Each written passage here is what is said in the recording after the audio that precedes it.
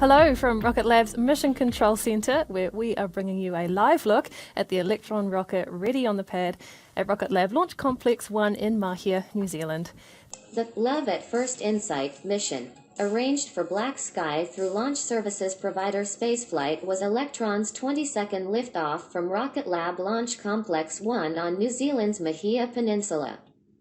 Following liftoff at 1:38 Coordinated Universal Time. Manager for several of our upcoming launches with BlackSky. With me today is Lisa Middlebrook, Spaceflight's mission manager for today's launch, who will tell us a little bit about BlackSky's spacecraft on board Electron today. Lisa, welcome to Rocket Lab. Thank you. Tell me a bit about BlackSky's spacecraft on board Electron today. Where are they headed to on orbit, and what will they do there? We're adding 6 Earth observation satellites to BlackSky's global constellation. These satellites are manufactured by LeoStella, a fellow space company in the Seattle area with whom BlackSky has been working closely with for years. They'll be heading to a mid-inclination orbit, which will allow these satellites to target a latitude band which is home to most of the world's population. These 3 launches will nearly double their constellation and further improve their ability to provide a rapid response to the changing world. A 12-month cycle. While I'm the main interface, I have a whole team of people behind me supporting each mission. Right now, I'm helping coordinate the integration here at LC1. If any problems arise, it's my job to help clear the way to make sure that we can launch on time. Of these engines to space, with today's mission bringing the count to 220. Now, at T-minus 6 hours, our ground tracking stations begin to power up before Electron is prepared to go vertical on the pad. Soon afterward, Electron's Rutherford engines are tested with a short burst of engine fire to confirm all systems are operating as they should. At T-minus 5 hours through T-minus 3 hours, our range safety team runs through safety status checks for those on and around our launch complex on the Peninsula. The 18th of November 2021, Electron successfully delivered the 2 BlackSky Gen-2 Earth-imaging satellites to a circular 430 km orbit, growing BlackSky's constellation of real-time geospatial monitoring spacecraft and bringing the total number of satellites deployed by Rocket Lab to 107. The mission also included a controlled ocean splashdown and recovery of Electron's first stage. For the first time, Rocket Lab stationed a helicopter in the recovery zone around 200 nautical miles offshore to track and observe the descending stage in preparation for future aerial capture attempts. The helicopter successfully tracked the returning rocket and completed communications tests in the recovery zone, bringing Rocket Lab a step closer to catching a rocket from the sky, bringing it back to the production complex for refurbishment, and then launching it to space again. The mission was also Rocket Lab's 3rd ocean recovery of an Electron stage and was the first time a helicopter was stationed in the recovery zone to track and visually observe a descending stage in preparation for future aerial capture attempts. Full stage separation. We are moments away now from Electron's fairing ejection. Let's keep an eye on our screens for that.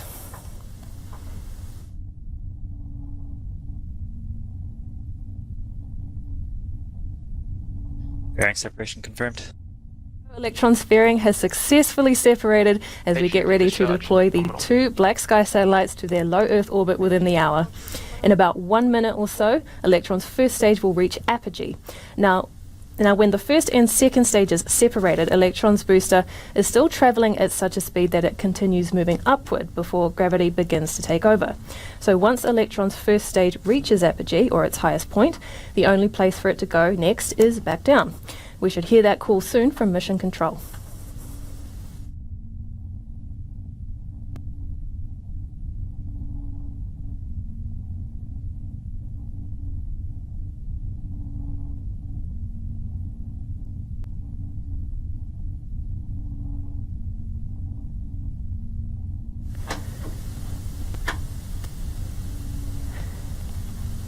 Okay, we are just past T plus 4 minutes into flight, and Electron Stage 2 is travelling nominally at a speed of over 8,000 kilometres an hour and an altitude of over 167 kilometres.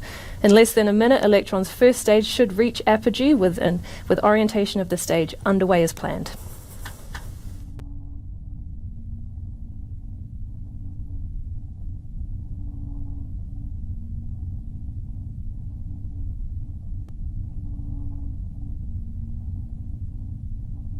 Stage 2 propulsion is nominal.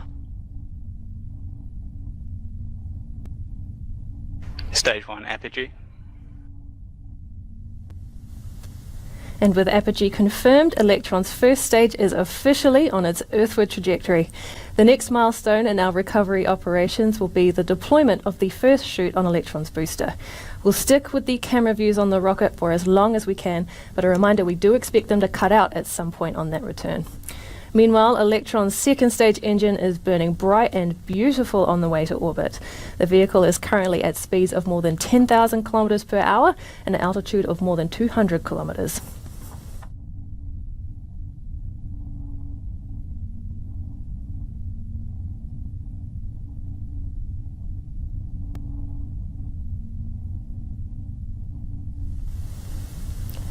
We have got some good telemetry coming in for how Electron is travelling to low Earth orbit. If you are just joining us, our 20-second mission is going well so far, with the second stage travelling at more than 11,000 kilometers per hour, more than 214 kilometers above Earth. Electron's booster is now on the correct angle of attack to re-enter the atmosphere from space, where it separated with the second stage as per normal launch procedure a few moments ago. All systems are continuing to perform well across both stages of the vehicle.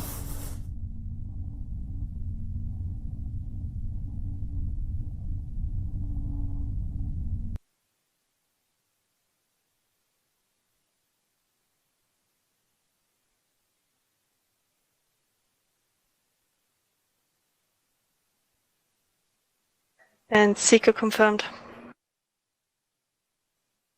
Stage 3 separation confirmed.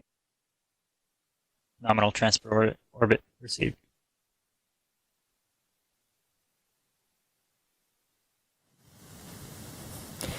There you go, another smooth achievement of our latest mission milestone. The Rutherford engine on Electron's second stage has shut down as planned, and the kick stage has now separated on its way to payload deployment in about 45 minutes or so.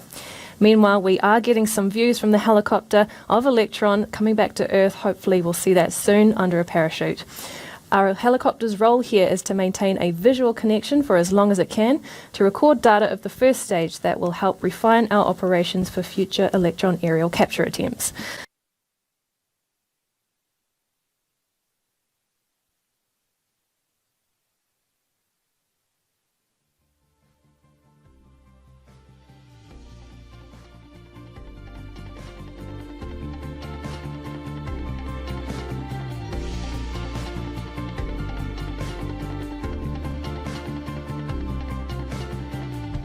Okay, Global 14 has deployed successfully.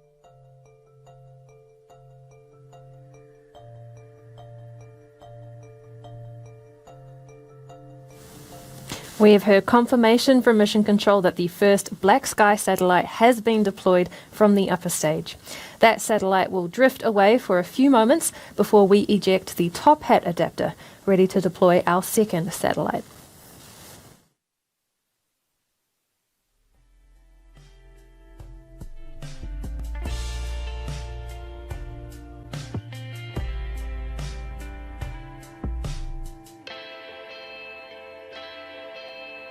And the adapter has deployed successfully. Stand by for the final payload.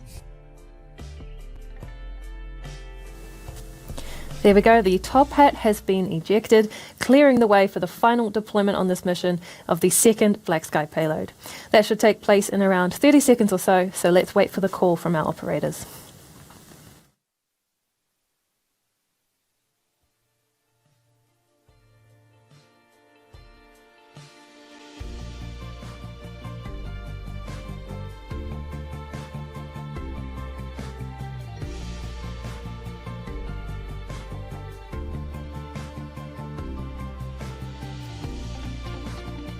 And Global 15 deployment confirmed.